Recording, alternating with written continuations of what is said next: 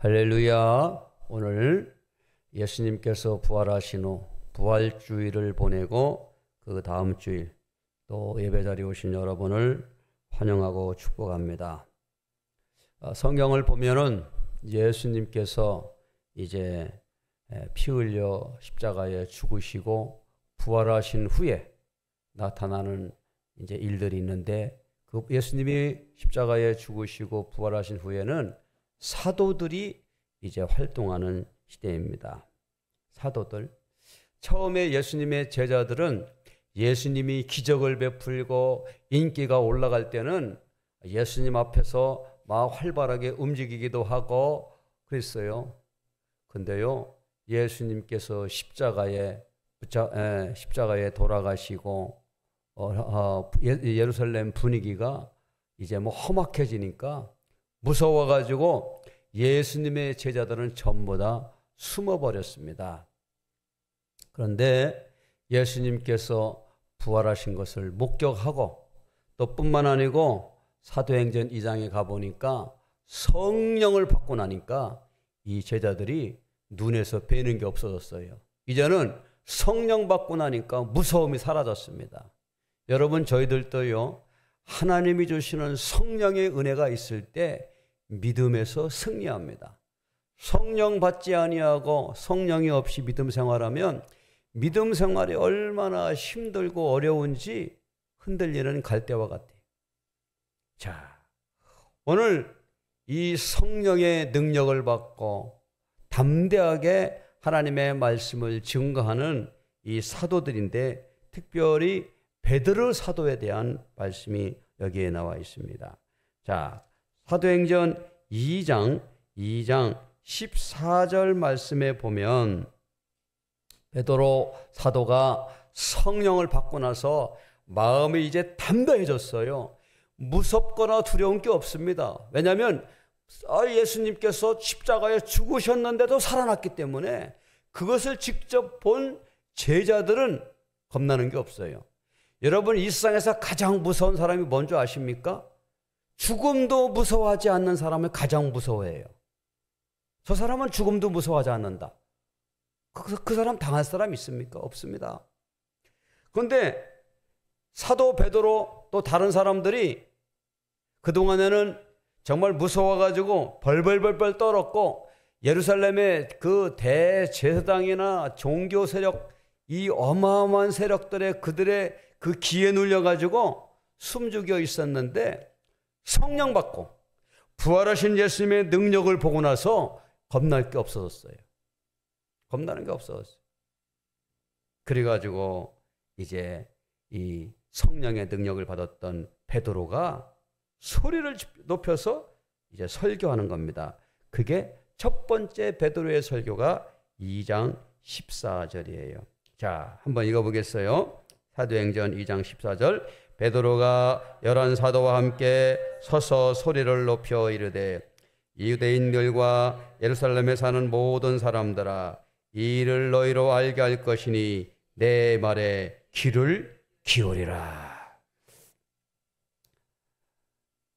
사람들 눈에 보이지 않도록 숨어있던 베드로가 이제는 예루살렘의 전체 백성들 향해서 소리를 치며 담대하게 외치는 설교를 합니다. 사실은요, 우리가 전도할 때도 믿음이 연약하고 그러면 전도지 한 장 주는 것도 마음대로 못 줘요. 자신 있게. 안녕하세요, 두란노교회입니다. 예수님 믿고 천국 가세요. 이렇게 하는 것도 쭈삣쭈삣해요. 그러면 사람들이 아이고, 저 사람은 자신이 없구만, 이렇게 벌써 다 알아봅니다. 근데 아주 그냥 마음의 확신을 가지고 믿음을 가지고 나아가니까 사람들이 베드로의 그 우렁찬 목소리를 보고 다 쳐다보고 설교를 들었습니다. 자, 베드로가 전한 설교는 다른 게 아니죠. 여러분, 예수님께서 십자가에 피 흘려 죽으셨습니다. 여러분들도 다 아시죠? 얼마 전에 있었던 그 예수님 피 흘린 사건, 예루살렘에 사는 여러분들 다 들으셨죠? 그런데 예수님께서 십자가에 죽으셨는데 부활하셨습니다. 사람들이 깜짝 놀란 거예요. 뭐가? 예수가 죽었는데 부활했다고? 그런 일이 어떻게 있을 수 있어?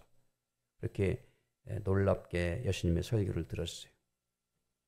그리고 또 두 번째 설교를 하게 되었는데, 두 번째 설교는 사도행전 3장에서 있습니다. 자, 사도행전 3장 11절에 보겠습니다. 같이 읽어볼까요? 시작. 나은 사람이 베드로와 요한을 붙잡으니 모든 백성이 크게 놀라며 달려나아가 솔로몬의 행각이라 불리우는 행각에 모이거늘 베드로가 이것을 보고 백성에게 말하되 이스라엘 사람들아 이 일을 왜 놀랍게 여기느냐? 우리 개인의 권능과 경건으로 이 사람을 걷게 한 것처럼 왜 우리를 주목하느냐? 두 번째 설교는 베드로와 요한이 예루살렘 성전을 이제 들어가게 되는데, 그 성전 앞에 기도하려고 들어가는데, 성전 앞에서 태어나면서부터 다리를 못 쓰는 안진뱅이가 앉아 있는 겁니다. 그것이 사도행전 3장에 나와 있는 거예요. 이 안진뱅이는 성전에서 그저 구걸하던 사람입니다. 사람들이 돈을 좀 주면 그거 가지고 생계를 유지한 사람이었어요. 그런데 사도행전 3장에 보니까 2절 보니까 나면서 못 걷게 된 이를 사람들이 메고 오니 이는 성전에 들어가는 사람들에게 구걸하기 위하여 날마다 미문이라는 성전문에 두는지라 그랬어요.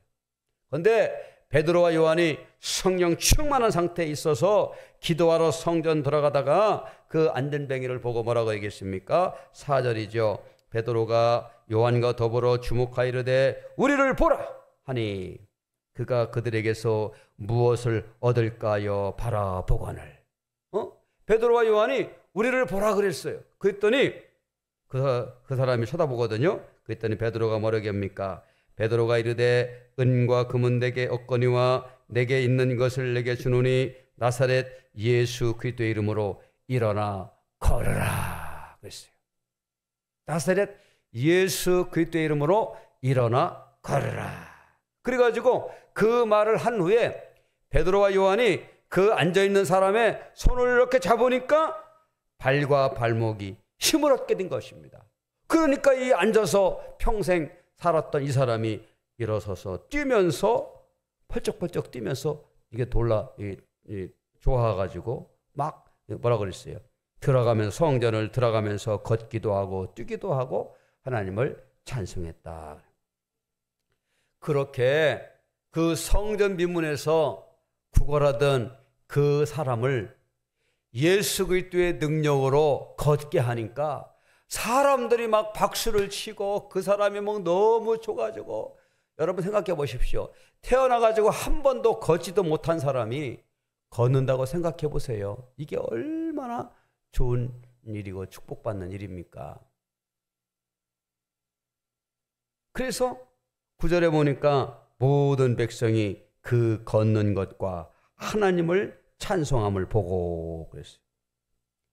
이렇게 그 성전 미문 앞에서 안진뱅이가 구걸하다가 베드로와 요한이 나사렛 예수 그리스도의 이름으로 일어나 걸어라 라고 하면서 걷게 된 그 사건을 이제 본 사람들이 다 모여있는데, 그 모여있는 장소가 어디냐면 솔로몬의 행각이라고 불리는 거기에 모여있는 거예요. 예루살렘 성전에 솔로몬의 행각이라는 그곳에서 모여있어요. 그 베드로와 요한 옆에는 나면서부터 안진뱅이 된 그 사람이 펄쩍펄쩍 뛰면서 모여있을 때에, 그때에 베드로가 세 번째 설교를 합니다. 세 번째 설교. 그것이 오늘 읽은 말씀에 대한 그러한 이 전 설교가 되는 것이죠. 자, 이렇게 설교를 한참 하고 있는데 제사장들과 성전 맡은 자와 사두개인들이 찾아왔어요. 아마 보고가 들어왔겠죠. 제사장님 큰일 났습니다. 왜 그래? 성전 미문에서 구걸하던 안전뱅이 아시죠? 그럼 우리도 맨날 들락날락하면서 알지. 근데요, 그 예수의 제자 베드로와 요한이 그를 고쳐가지고요, 다리를 막 뛰면서 펄쩍펄쩍 걷고 다니니까 예루살렘 성전에 있던 많은 사람들이요, 지금 베드로 요한 앞에 모여가지고요, 설교를 듣고 있어요. 그러는 거야. 그러니까 제사장들과 성전 맡은 자와 사두개인들이 깜짝 놀라가지고, 뭐라고? 베드로와 요한 앞에 많은 사람들이 모여가지고 지금 그의 설교를 듣고 있단 말이야. 그러면 베드로가 무슨 설교를 하는가라고 물어보니까 무슨 설교를 했어요? 베드로가 이렇게 얘기를 했습니다. 14절, 사도행전 3장 14절. 너희가 거룩하고 의로운 일을 거부하고 도리어 살인한 사람을 놓아주기를 구하여 생명의 주를 죽였도다. 그러나 하나님이 죽은 자 가운데서 그를 살리셨으니 우리가 이 일의 증인이라. 그런 거예요. 베드로와 요한이 사람들이 모여있는 그곳에서 한 설교는 다른 설교할 게 없습니다. 오로지 예수님께서 십자가에 죽으셨었는데 부활하셨다라고 하는 그 설교만 하는 거예요. 왜냐하면 얼마 전에 일어난 일을 사람들이 다 알고 있기 때문에 그런 것이죠. 그랬더니 예루살렘 성전에 제사장들과 성전 맡은 사람, 사두개인들이 난리가 나가지고 베드로에게 찾아오는 것입니다. 자, 13절 오늘 읽은 말씀인데 다 같이 한번 읽어보겠어요? 시작! 그들이 베드로와 요한이 담대하게 말함을 보고 그들이 본래 학문 없는 범인으로 알았다가 이상히 여기며 또 전에 예수와 함께 있던 줄도 알고. 이 사람들이 막 보고 하니까 그 현장을 와보니까 진짜 베드로와 요한이 말을 하는데 막힘이 없이 말을 하거든요. 막 예수님에 대한 부활을 증거하는데 막힘 없이 증거하는 겁니다. 그래가지고 뭐라고 얘기하느냐. 야. 저 사람이 저 예수 따라다니던 그거 아니야? 걔? 저 갈릴리에서 뭐 고기 잡다고 온 사람이라고 내가 들은 것 같은데. 예, 제사장님 맞습니다. 저 이름은요 베드로고요. 그 옆에 있는 요한이라고 그래요. 야, 그런데 제 말을 그렇게 잘하냐? 저도 잘 모르겠습니다. 그 얘기죠. 담대하게 말함을 보고 본래 학문이 없는 범인으로 알았다가 이상이 여기었다라고 이렇게 얘기를 했어요. 그래가지고 대제사장들과 성전 맡은 사람들이 안 되겠다 싶어서 베드로와 요한을 체포합니다. 성전 맡은 사람은 성전을 관리할 수도 있고 성전의 질서와 이런 것을 위해서 체포 명령권도 있어요. 그래서 베드로와 요한을 체포를 했어요. 자, 그리고 이제 체포를 해서 신문을 하려고 하니까 이미 저녁 때라서 그날은 신문을 못하고 그 다음날 이제 산헤드린 공회에서 사람들을 모아서 신문을 하게 되었습니다. 자, 산헤드린 공회에 대제사장들, 성전 맡은 사람들, 사두개인들 약 100여 명 훨씬 넘는 사람들이 이렇게 둥그렇게 앉아있고 그 앞에 베드로와 요한이 있는 겁니다. 그리고 이렇게 얘기하는 겁니다. 자, 그 사람들에게 이렇게 얘기하죠. 당신들이 무슨 권위로, 무슨 무슨 권위로 당신들이 그런 말을 하시오? 왜 예수가 죽었다가 부활했다고 그런 말을 하시오? 이것은 국민들을 선동하고 어지럽게 하는 행동이요 라고 이렇게 비난을 하게 된 것이죠. 그랬더니 베드로가 이렇게 얘기를 합니다. 19절이죠. 베드로와 요한이 대답하여 이르되 하나님 앞에서 너희 말을 듣는 것이 하나님의 말씀을 듣는 것보다 옳은가 판단해 보아라. 우리는 보고 들은 것을 말하지 아니할 수 없다. 이렇게 얘기한 것입니다. 보고 들은 것. 이 베드로와 요한은 뭐 법을 위반한 게 없어요. 무슨 법을 위반했습니까?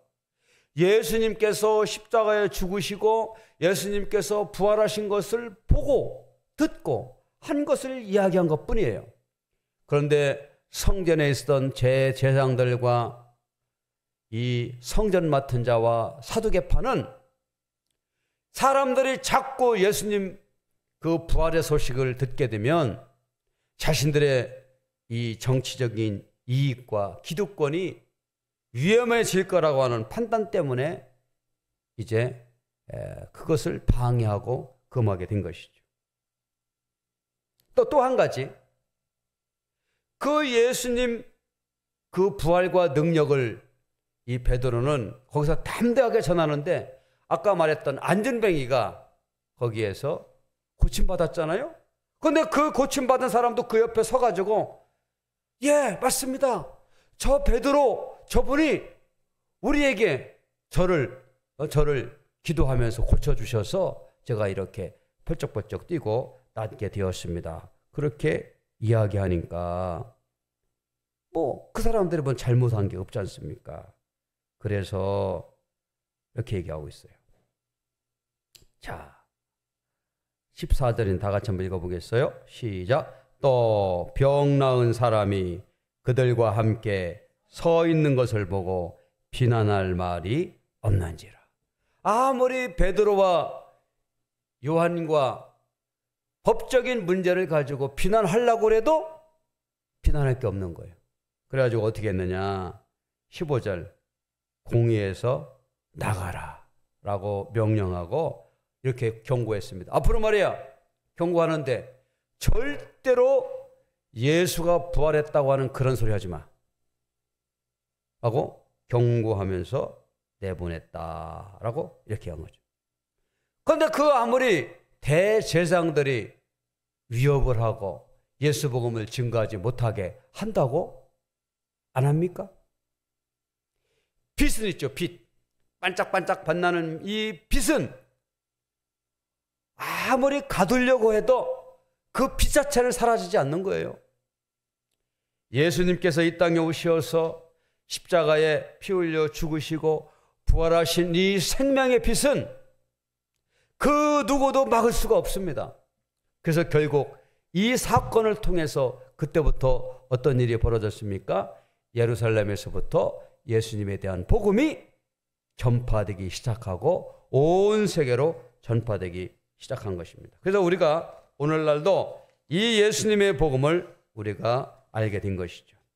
자, 그러면 여기서 우리가 두 가지를 느낄 수가 있는데, 어떻게 이 사도 베드로와 요한이 그러면 이렇게 사람들 앞에서, 특별히 대제사장들과 성전 맡은 자와 사두개파와 이 종교적인 세력의 어마어마한 이 권력 앞에서 아무런 백도 없고 힘도 없었던 이 베드로와 요한이 그렇게 담대하게 말씀을 전할 수 있었느냐 이거예요.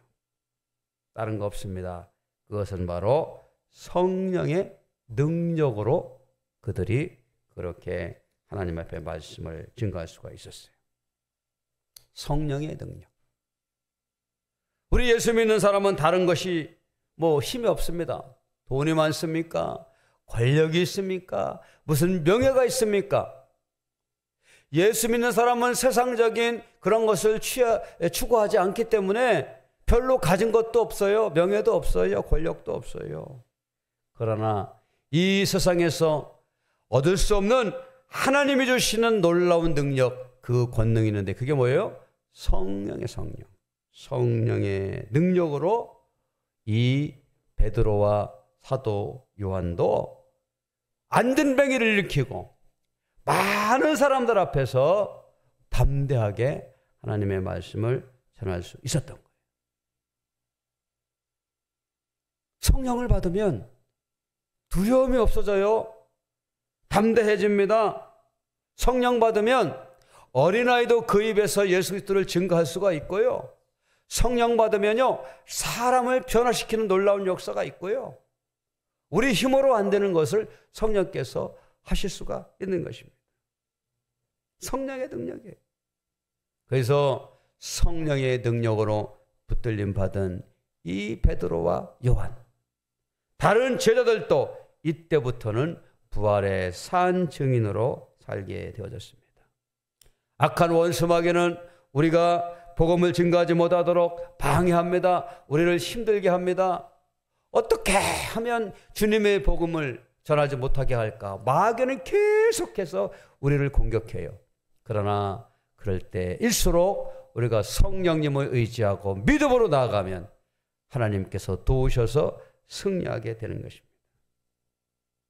두 번째로, 이 사도들이 어떻게 그 많은 사람들 앞에서 복음을 증거했습니까?